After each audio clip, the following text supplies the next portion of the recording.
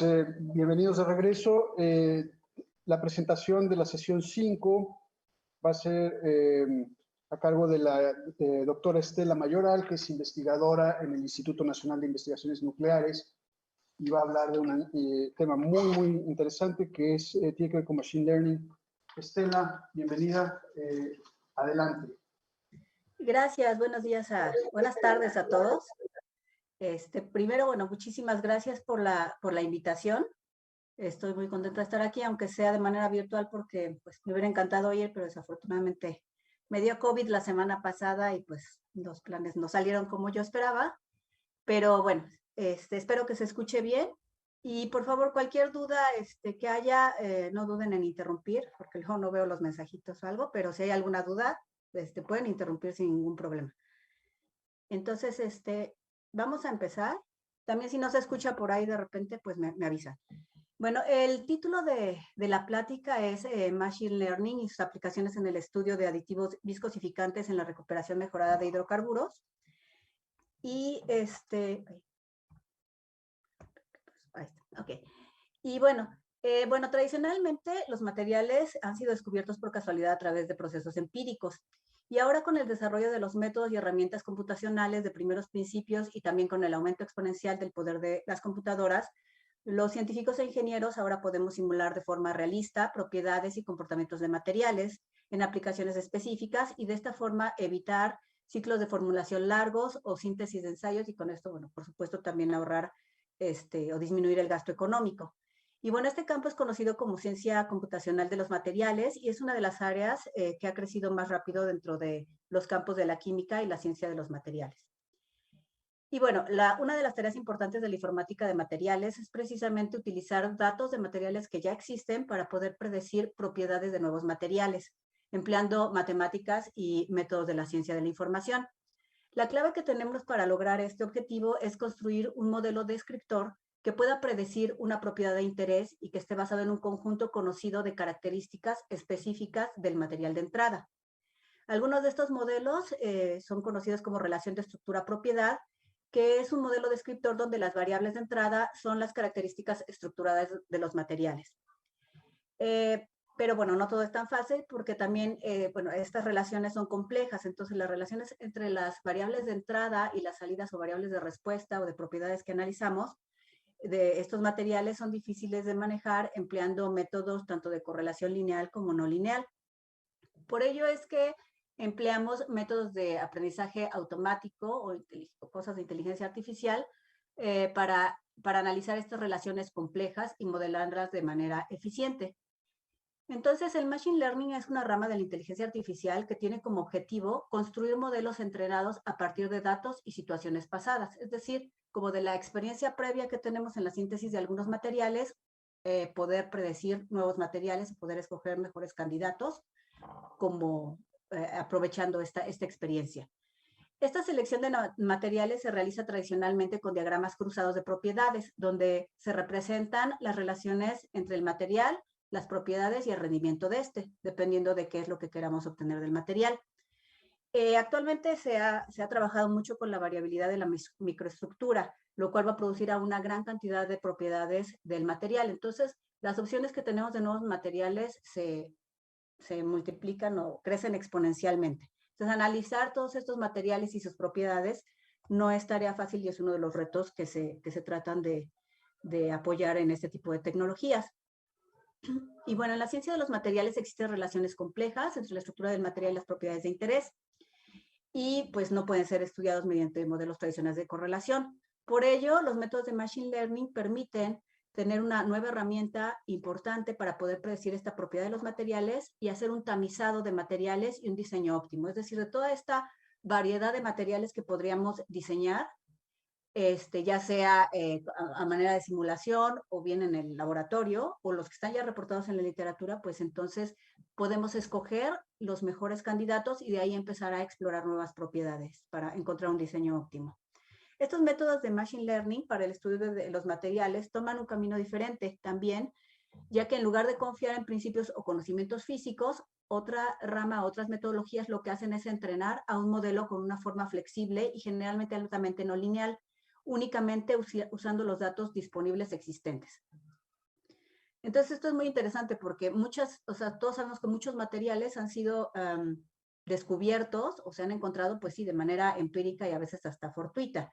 Entonces, a veces, sobre todo en el trabajo experimental, pues tienen experimentos en los que no se pueden abordar o no se pueden explorar diversas situaciones, y esto puede en cierta forma estar limitando que haya por ahí algún material que tiene ciertas características interesantes y que nosotros no podemos, no vemos, ¿no?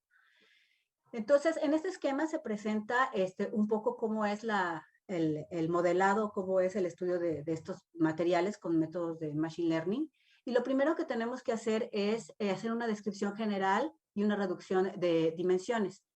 Esta descripción general consiste precisamente en encontrar lo que se conoce como descriptores, que van a ser ciertas características especiales del material que van a ser de interés o que van a ser, que nosotros sabemos que son las que determinan ciertas propiedades, y pueden ir desde datos experimentales, datos computacionales o datos utilizados de recursos públicos. Entonces, estas características específicas van a ser claves para iniciar el proceso de modelado por Machine Learning, ¿no? Y lo siguiente va a ser poder construir un modelo de análisis de Machine Learning y una validación. Entonces, a partir de estas propiedades, de estos materiales que tenemos, lo que sigue es ver qué métodos son los más adecuados para hacer un análisis, para poder diseñar distintos materiales, revisarlos, escoger los mejores candidatos y poder hacer una validación. Después que ya tenemos nuestros mejores candidatos, vendría la predicción del material, que puede ser, de la propiedad del material, que puede ser a través de métodos de laboratorio o también a través de otras simulaciones numéricas.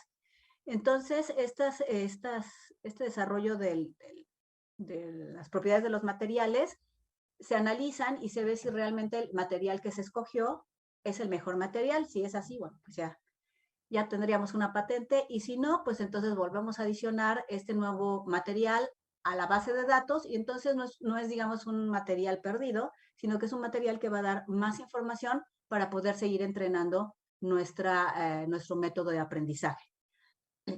Entonces, los 3 puntos fundamentales es generación de descriptores y reducción de dimensiones, porque quizá no todos nuestros descriptores van a ser los necesarios, o más bien no todos ellos van a ser necesarios o relevantes, y los vamos a poder eliminar o los vamos a poder obviar, y para reducir nuestras dimensiones y que el sistema no se vuelva demasiado engorroso de manejar. Y el siguiente paso sería la construcción de modelos y la validación y la predicción del material y la verificación experimental.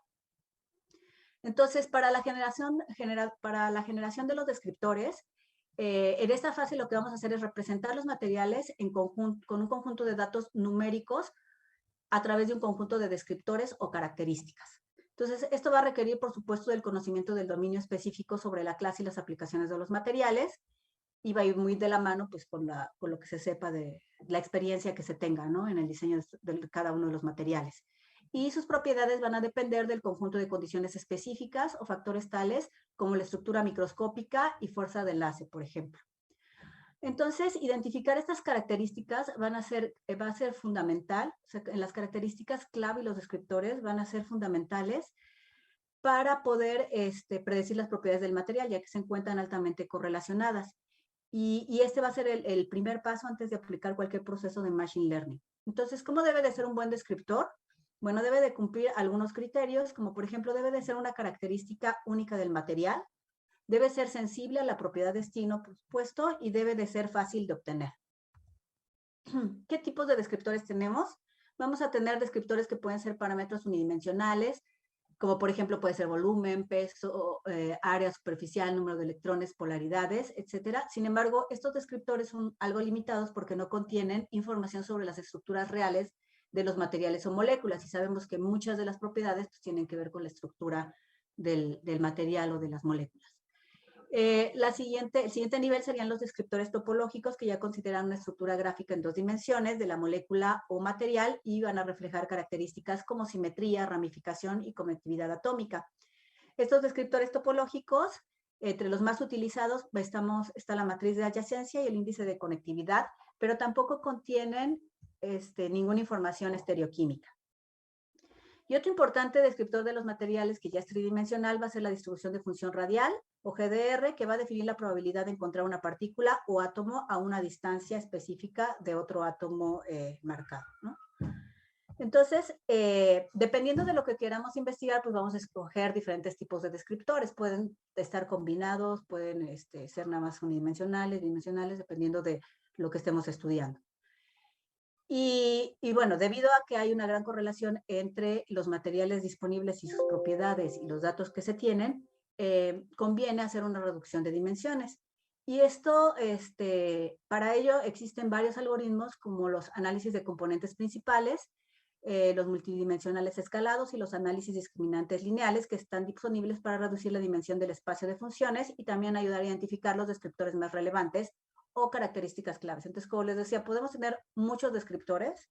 Por supuesto que el trabajo será más fino, pero eso nos va a generar muchísimas más posibilidades y el análisis de estas más posibilidades a lo mejor nos van a llevar a no a optimizar ninguna propiedad o estar en propiedades muy cercanas que no va a ser importante. Entonces, este análisis de reducción de componentes principales va a ser muy importante también en el siguiente paso del proceso de diseño con Machine Learning, ¿no? Entonces, este tipo del PCA convierte a un conjunto de variables correlacionadas en un reducido conjunto de nuevas variables no correlacionadas o componentes principales usando una transformación ortogonal. Y generalmente se elige de modo que se encuentre en una dirección de mayor variación de la propiedad que necesitamos, que queremos optimizar o que queremos mejorar, que estamos buscando, mientras no están correlacionadas con otras propiedades. Y bueno, el siguiente paso es la construcción y validación de los modelos. Y aquí vamos a tener que establecer un modelo de mapeo entre los descriptores y las propiedades destino, que están basadas en los datos conocidos para un conjunto de materiales de referencia. Y bueno, estos algoritmos de Machine Learning se van a poder clasificar en términos generales en dos categorías, los que son de aprendizaje supervisado y los que son de aprendizaje no supervisado. En el aprendizaje supervisado se van a clasificar también como de regresión y de clasificación. Para los materiales, el aprendizaje por aprendizaje, la supervisión de materiales de aprendizaje supervisado va a intentar identificar una función que va a ser capaz de predecir las propiedades de los nuevos materiales en base a un conjunto de materiales conocidos y sus propiedades. Entonces, si la propiedad objetivo, por ejemplo, es una cantidad continua, por ejemplo, la temperatura de transición vítrea o el proceso o alguna toxicidad, etcétera, el proceso se va a conocer como regresión. Y bueno, algunos algoritmos de regresión típicos son el proceso de regresión gaussiana, redes neuronales artificiales, máquinas de vector de soporte, entre otros. Y si los productos son objetivos discretos, por ejemplo, escoger un material que no sea tóxico, algún tipo específico de cristal en este proceso de búsqueda, se van a conocer como de clasificación y van a poder ser como los principales algoritmos, los conocidos como árbol de decisión o algoritmos de bosque aleatorio. Entonces, dependiendo de lo que estemos buscando, vamos a escoger el algoritmo adecuado. Entonces, eso es lo que tiene que ver con el aprendizaje supervisado, que tendría como objetivo encontrar una función mapeando un conjunto de datos de entrada a una propiedad de salida correspondiente. Y el aprendizaje sin supervisión lo que va a hacer es intentar identificar la relación entre los datos de entrada de ellos mismos, es decir, va a generar muchos candidatos y de ahí va a analizar sus propiedades y va a ir aprendiendo de esos resultados que obtiene de esos candidatos, en lugar de tener una función de la cual se obtiene cierta respuesta. Y bueno, el método de agrupación en este tipo de métodos de aprendizaje no supervisado es de los más importantes y consiste en dividir el conjunto de datos en diferentes categorías o regiones. De esta forma, los puntos de datos en el mismo grupo o clúster son similares entre sí con respecto a los otros grupos. Y entonces, una vez que encontremos cierta zona o ciertos grupos de interés, vamos a poder hacer como un análisis más detallado sobre ese grupo, si así lo deseamos, o seguir explorando alrededor de esas características. Entonces, de aquí se puede extraer información física de los datos y se pueden encontrar nuevos materiales prometedores basados en estudios comparativos. Y bueno, algunos algoritmos de agrupamiento son el K-means, el agrupamiento jerárquico y el modelado oculto de Markov. Y bueno, lo que seguiría sería la predicción o verificación experimental. Entonces, ya en esta etapa, lo que se hace es el diseño inverso para encontrar los nuevos materiales con las propiedades deseadas en base a los modelos establecidos. Entonces, esto se puede hacer, bueno, yo diría que lo más óptimo es hacerlo también a través de simulaciones, o sea, tener nuestro programa o nuestro algoritmo de Machine Learning unido a un modelo adecuado de simulación numérica que nos permita calcular esas propiedades, volverla a retroalimentar al sistema, o sea, tener un dato más, volverlo a analizar y seguir con el proceso. Una vez que se han calculado estas propiedades, se pueden sintetizar los candidatos más prometedores y sus propiedades reales o rendimientos pueden ser verificados experimentalmente. De esta manera, pues ahorramos tiempo y gasto, y también, bueno, pues contaminamos menos, pues hay menos ensayos experimentales. También esto se puede hacer usando una selección a gran escala u optimización matemática. Y bueno, en el diseño inverso se puede realizar para encontrar materiales con las propiedades deseadas basadas en algún modelo. Entonces, cuando utilizamos un modelo de detección a gran escala, lo primero que hacemos es generar todos los posibles candidatos de materiales en el espacio del diseño y luego los probamos uno por uno usando el modelo aprendido. La generación de estos materiales debe de considerar varias restricciones. La representación del material, que normalmente tiene la forma de una función basada en la estructura y composición. Entonces, tenemos varios candidatos, analizamos sus propiedades y vamos a ir optimizando ciertas propiedades en función de los mejores candidatos. Así se requiere de un procedimiento sistemático para identificar todos los materiales en este espacio de diseño. Y bueno, una vez que los candidatos se generan, la evaluación de sus propiedades va a ser más sencilla con el modelo entrenado. Entonces suena fácil, pero la realidad es que son demasiados datos. Mientras más datos tengamos, es mucho mejor. Y por otro lado, mientras más datos tengamos, bueno, va a ser mucho mejor para el aprendizaje, pero mientras más datos tengamos, pues va a ser más difícil su análisis, ¿no? Entonces, alternativamente, el diseño de materiales inversos se va a poder formular como un problema de optimización matemática, donde la propiedad objetivo se optimiza sujeto a ciertas restricciones estructurales y de composición. Y bueno, los métodos basados en la optimización intenta identificar los materiales que son más prometedores sin probar a todos los candidatos del espacio de diseño. Y esta característica hace que este método sea mucho menos limitado por la complejidad combinatoria. Y ya sea de forma determinista o con algoritmos estocásticos, se van a poder emplear para resolver el problema de optimización formulado para el cual los materiales óptimos van a ser identificados. Y bueno, una vez que podamos identificar los mejores materiales, se van a poder sintetizar y sus propiedades reales van a poder verificarse experimentalmente. Después, si el resultado experimental concuerda bien con los predichos, se confirma que el material tiene un rendimiento más alto. Si no sucede así, el material diseñado y los resultados experimentales correspondientes se agregan a un conjunto de entrenamiento y el modelo de Machine Learning se vuelve a entrenar. Entonces, se tiene este ciclo. Entonces, este tipo de modelado, nosotros empezamos a explorar esta posibilidad para el diseño de materiales y lo aplicamos en el problema del diseño de viscosificantes para la recuperación mejorada de hidrocarburos. Entonces, bueno, el problema al que nosotros nos enfrentamos, o uno de los problemas a los que nos enfrentamos en algunos de los proyectos de investigación que tenemos, es que, bueno, como sabemos, hoy en día en la industria del petróleo, la recuperación mejorada de hidrocarburos es un proceso que es muy importante, puesto que después de la recuperación primaria y secundaria de hidrocarburos, la recuperación terciaria es la que contribuye más significativamente a la producción de petróleo.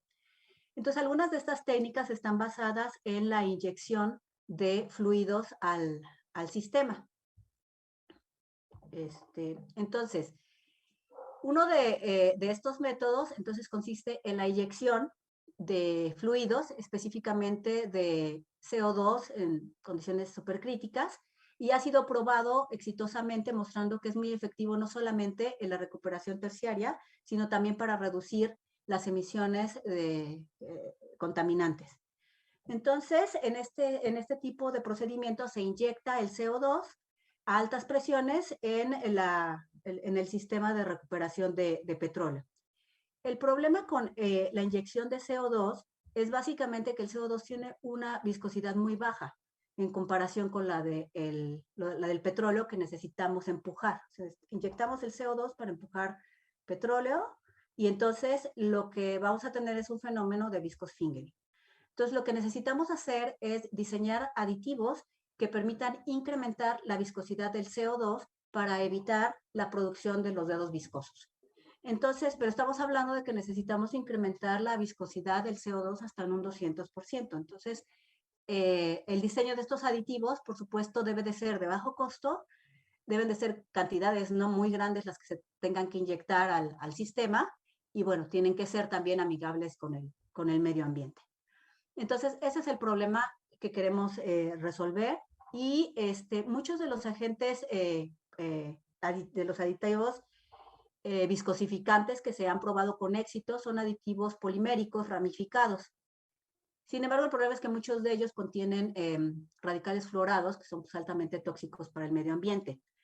Entonces, en este sentido, el diseño de estos nuevos materiales que sean más amigables con el medio ambiente, que puedan ser inyectados en menor cantidad y que produzcan una viscosidad alta, es lo que nos va a estar interesando. Digamos, estas tres factores van a ser nuestras propiedades deseadas en el producto o en el material que diseñemos.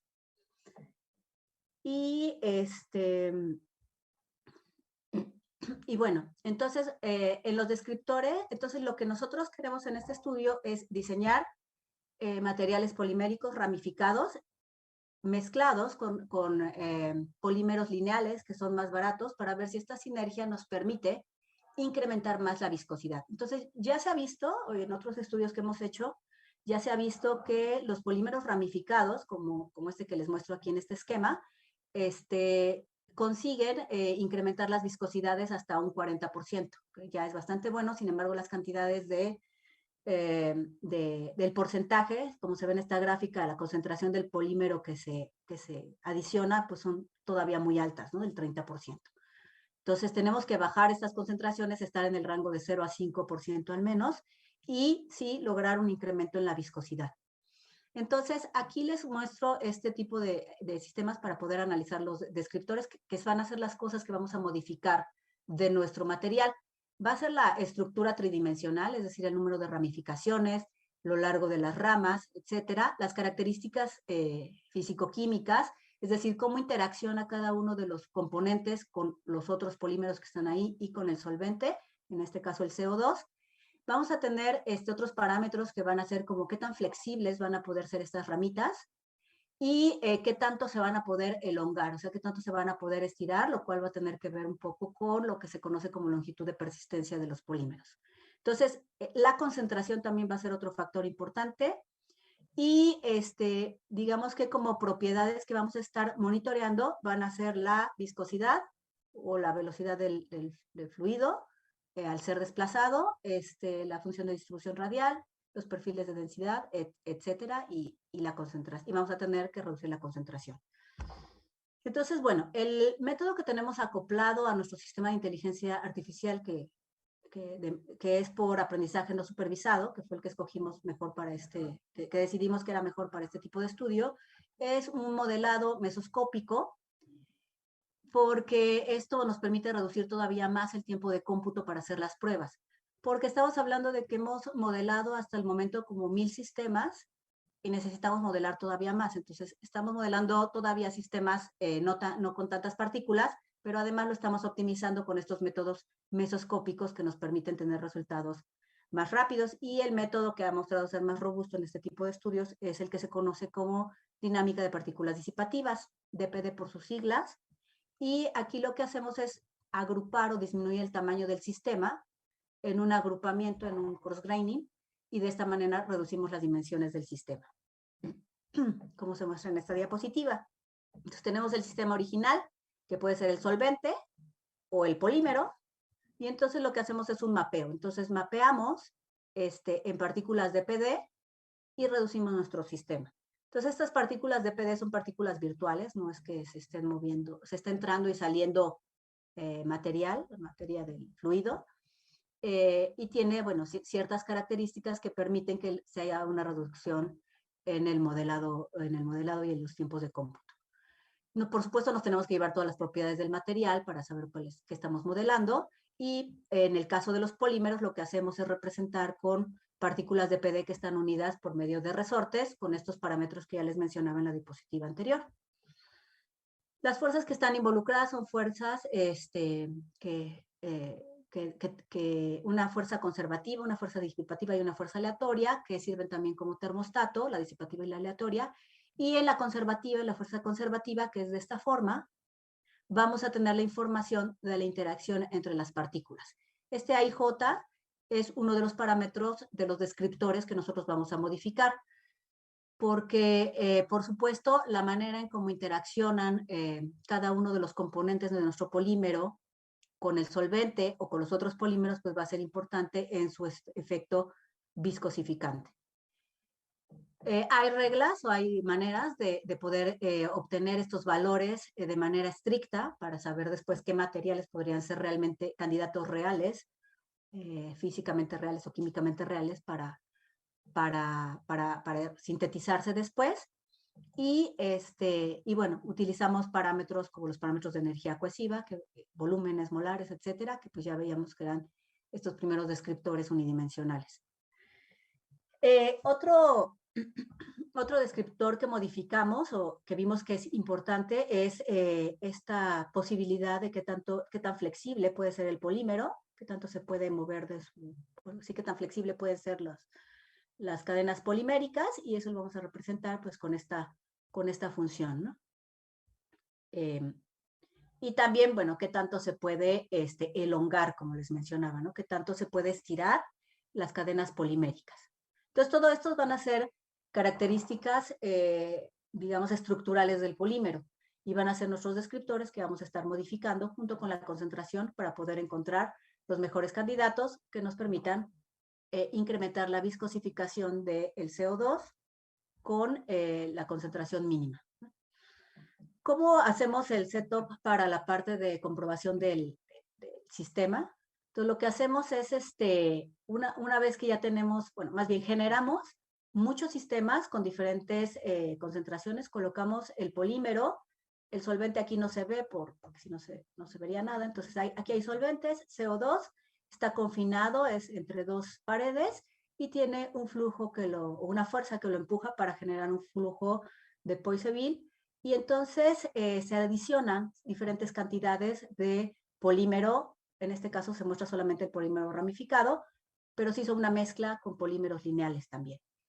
Entonces, vemos que forman macroestructuras que son las que permiten que tengan esta función viscosificante. A partir de esto, encontramos los perfiles de velocidad del flujo y obtenemos los mejores, digamos, los que tienen la velocidad más bajita serán los que están más viscosos, mientras que los que tienen velocidades más altas serán los sistemas que presentan una menor viscosidad, ¿no? Se hace un ajuste de este perfil parabólico para extraer la viscosidad, y de ahí pues ya se puede hacer un análisis de la función viscosidad, de la propiedad de la viscosidad en función de las características que estemos modificando. Y algunos de los resultados que se obtienen con algunos sistemas que se exploraron, no con el método de Machine Learning, sino de manera individual para poder pues, definir de manera más clara los descriptores, fueron, por ejemplo, las propiedades del solvente. Se modificaron la flexibilidad de los sistemas poliméricos, y se observan pues que sí se tiene un incremento en la viscosidad en función de la concentración del polímero, y esto es mucho mejor cuando nos encontramos en buen solvente, ¿no? Esto va a tener que ver con estos valores de AIJ que les mostraba en la fuerza conservativa del sistema, que tiene que ver con qué tanto interaccionan la estructura o las características químicas del polímero con el solvente y entre ellos. Y exploramos también el tamaño de las ramificaciones. Entonces, polímeros poquito ramificados o que tienen como sus ramitas muy chiquitas, pues no son buenos candidatos para viscosificar, mientras que los que tienen unos como bracitos más largos son mejores viscosificantes, pero sintetizar este tipo de cosas pues tampoco es práctico, ¿no? Entonces tenemos que encontrar como un equilibrio entre el tamaño del polímero, que por supuesto va a incrementar su peso molecular y la cantidad de material que necesitamos, y el efecto de viscosificar, ¿no? Entonces son como pueden ver, son muchas variables que están correlacionadas y por eso la propuesta es utilizar estos tipos de análisis con Machine Learning. Aquí, bueno, es lo mismo, es el efecto en función de las del tamaño de las ramas. Los que mejor ramifican, pues se ven ahí también. Y todo este análisis fue como para escoger a los descriptores más significativos y de ahí ya poder hacer una reducción de los componentes principales.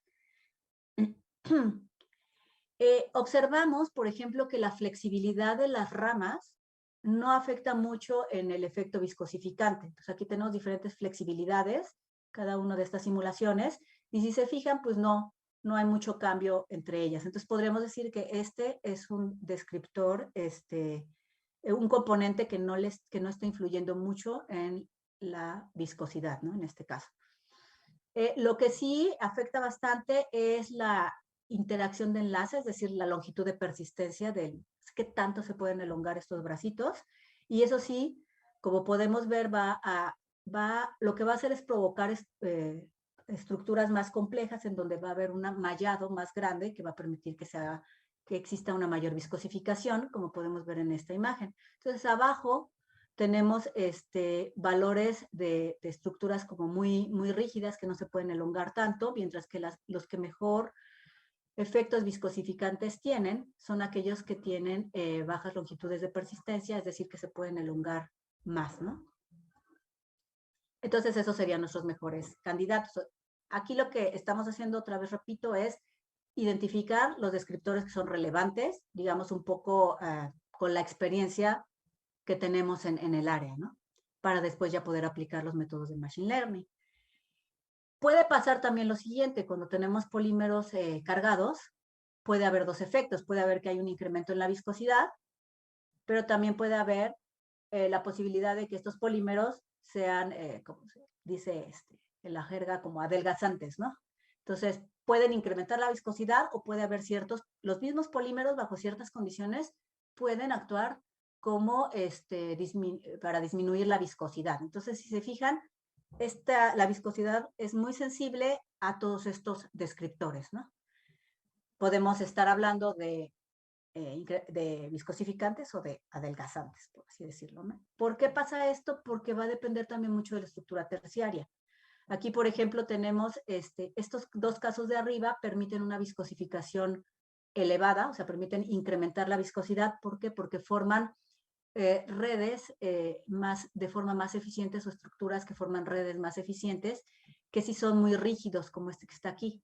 Este que es tan rígido, lo que hace es ya formar una estructura en el líquido, y esta estructura lo que hace, pues es, en lugar de aumentar la viscosidad, pues ayudar a que fluya más, en este caso, el CO2, ¿no? Entonces ya vemos que va a ser importante considerar no solamente los descriptores unidimensionales, que serían todos estos parámetros como vimos de volumen, parámetros de solubilidad, de interacciones, etcétera. Los secundarios, que van a ser los que tienen que ver con estas posibilidades de flexión de los sistemas y cómo está la estructura, digamos, en 2 dimensiones, y también la estructura tridimensional, cómo se conforman estas macroestructuras para el efecto viscosificante. Y bueno, el problema que les voy a presentar, los siguientes resultados, tiene que ver con una mezcla de polímeros, como les mencionaba. Uno es lineal y el otro es ramificado, como los que veíamos en los diagramas anteriores, y estará en un solvente orgánico. En este caso, pues se modeló con las propiedades del CO2. Las concentraciones de entrada de estos dos polímeros se van a poder variar, y también las interacciones entre ellos y la flexibilidad de la cadena polimérica. Y estos 3 parámetros van a ser nuestros descriptores de entrada. Vamos a monitorear la función de distribución radial, pero sobre todo la viscosidad, y las gráficas siguientes estamos analizando más que la viscosidad, bueno, sí la viscosidad, pero indirectamente a través de la velocidad máxima del perfil de velocidades que veíamos del fluido de Poisson. Entonces, para el cálculo ya de propiedades de los sistemas, utilizamos estas simulaciones de dinámica de partículas disipativas para los fluidos bajo un flujo de Poiseuille estacionario. Y bueno, aquí está otra vez el sistema: polímero ramificado, polímero lineal, calculamos las velocidades bajo un flujo de Poiseuille. Y lo que obtenemos son los siguientes resultados. Entonces, aquí se está graficando la concentración. Bueno, lo que hicimos entonces a continuación fue generar, les comentaba que estamos alrededor ahorita de 1000 simulaciones, en las cuales adicionamos diferentes cantidades de polímero ramificado y de polímero lineal. Calculamos la viscosidad a partir de la velocidad máxima del ajuste al perfil parabólico. Y con eso vamos viendo cuáles son las mejores combinaciones y candidatos en función de estos descriptores. Entonces, esta primera gráfica lo que muestra es la concentración en el eje de la X, la concentración del polímero ramificado, y el A67 es como esta interacción es modificar la interacción entre las ramas del polímero lineal con las ramas del polímero ramificado. Son las interacciones entre las moléculas. Entonces, obtenemos diagramas de este tipo, ¿no? Aquí hay varios datos que están como encimados. Y aquí en la gráfica de colores lo que observamos son las velocidades máximas y las velocidades mínimas. Está normalizado, digamos, se calcula la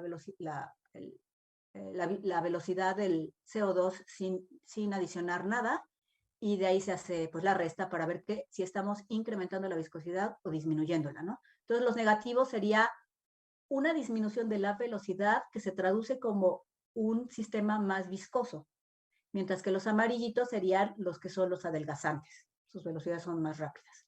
Entonces, aquí, como pueden ver en esta gráfica, pues no se puede ver mucho. Se ve que hay por ahí perdidos algunas zonas interesantes.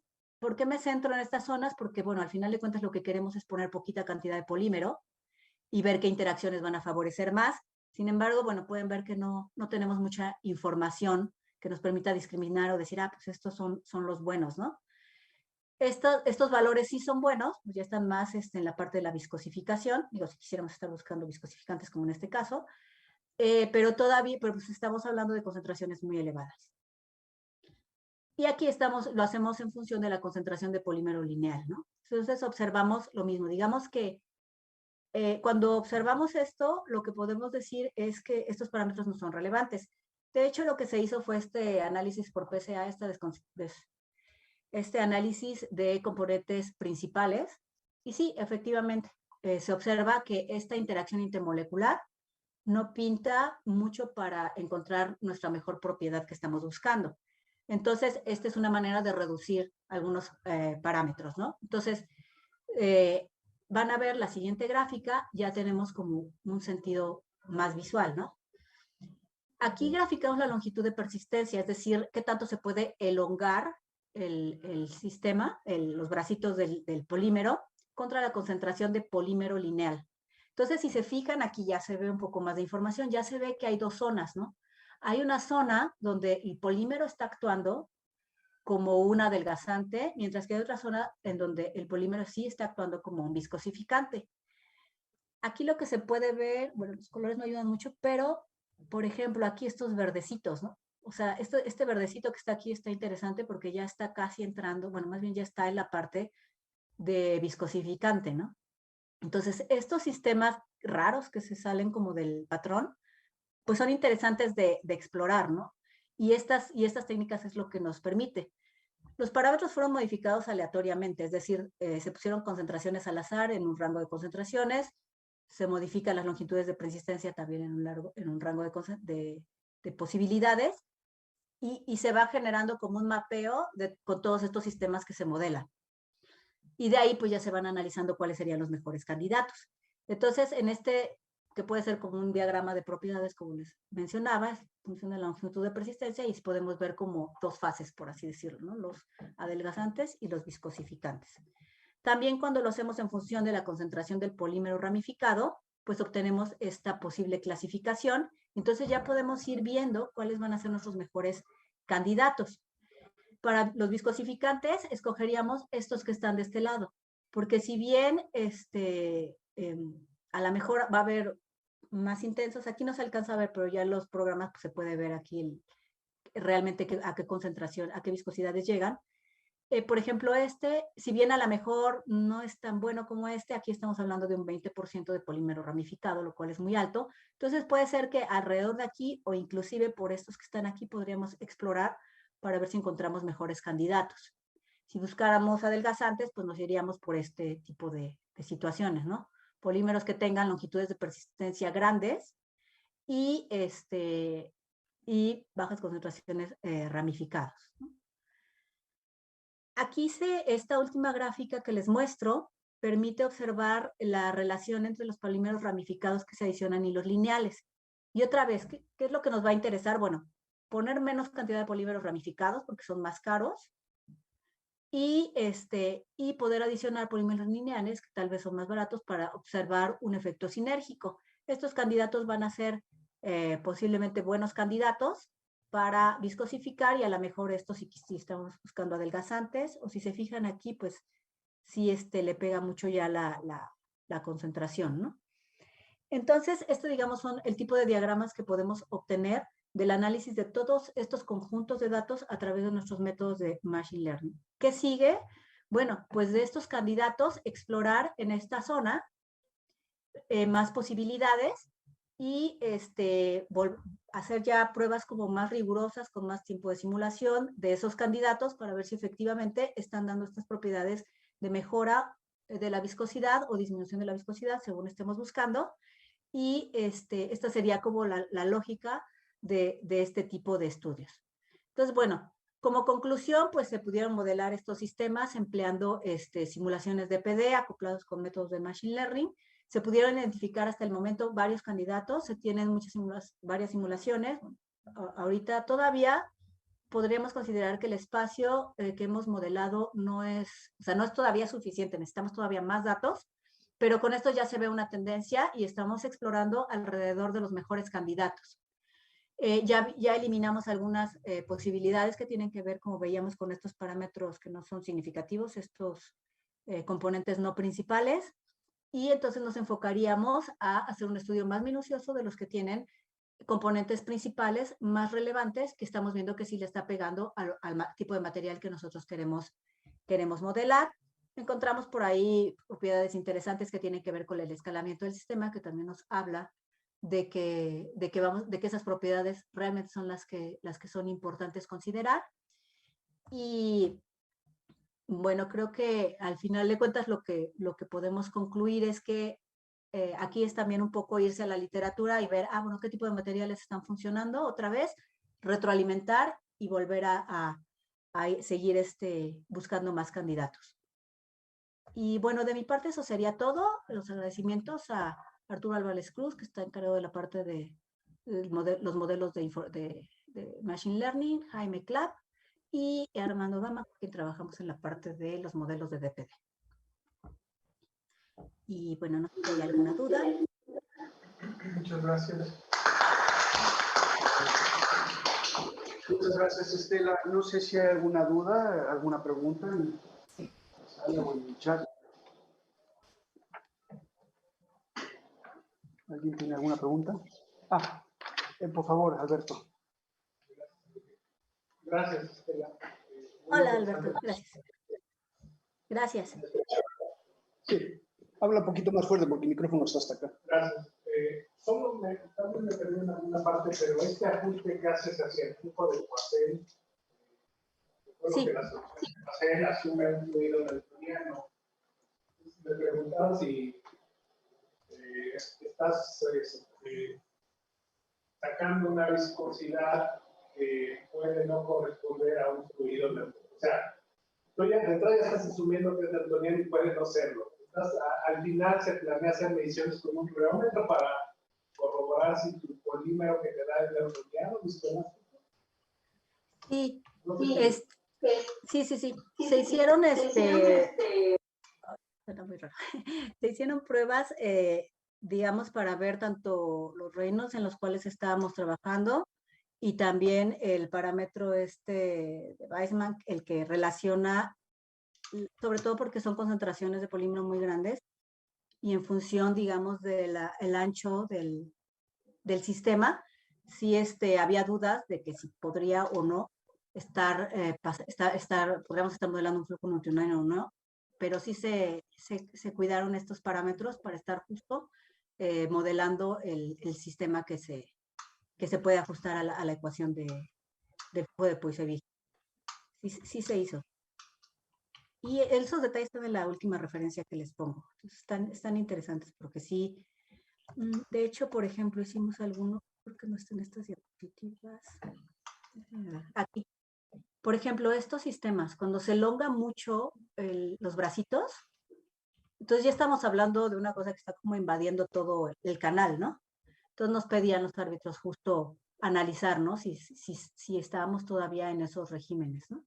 Entonces sí fuimos cuidadosos con esa parte. Hay otra pregunta en el chat. Dice, ¿cuál fue el método Machine Learning usado? Ahorita estamos utilizando el Deep Q-Learning para el aprendizaje no supervisado y estos métodos también de Policy Gradient para, digamos, explorar otras posibilidades del espacio que no pueden ser exploradas o que más bien no comúnmente son exploradas en los trabajos experimentales, ¿no?